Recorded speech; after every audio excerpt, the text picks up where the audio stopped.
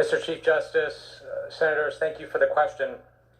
I've talked a lot tonight and throughout the last week about what's at stake here, because, it's getting late into the night. We've been having this debate for several days now. There's a lot of discussion on the legal aspects of this. So I don't want to get in again to, the issues of our troops in Europe, the hot war that continues to happen right now as we're speaking in Ukraine. But I will reiterate the precedent that we set with regard to Russia and foreign adversaries.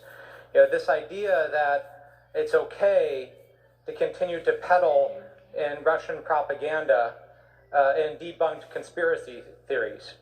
Because counsel for the president would have you believe that this is a policy discussion, that we have not resolved this, that there's a lot of debate about this issue. And if that is indeed the case, if we concede that, then there are some witnesses that we can call on, including Ambassador Bolton, that could shed additional light on it.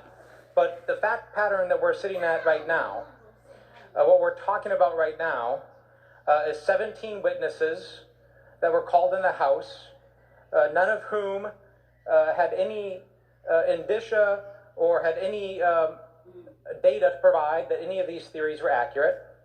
We have the entire intelligence and law enforcement community of the United States unanimously saying that there's no indication that Ukraine was involved in 2016 election, that it was Russia.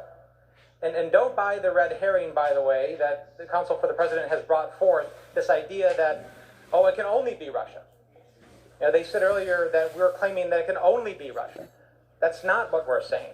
Nobody on this team has ever said it can only be Russia, because indeed we know, as many of these people in the chamber know well, that there's a lot of malactors out there, that there's a lot of countries out there that have the capability and the will, and that regularly try to attack us in a variety of ways.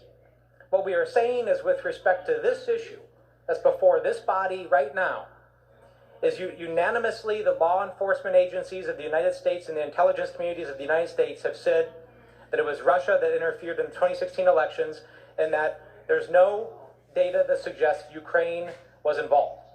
That's the issue. So the precedent, bringing it all the way around to the beginning of the question, the precedent is that all of our adversaries, including Vladimir Putin, will understand that they can play to the whims of one person, whether that be President Trump or some future president, Democrat or Republican.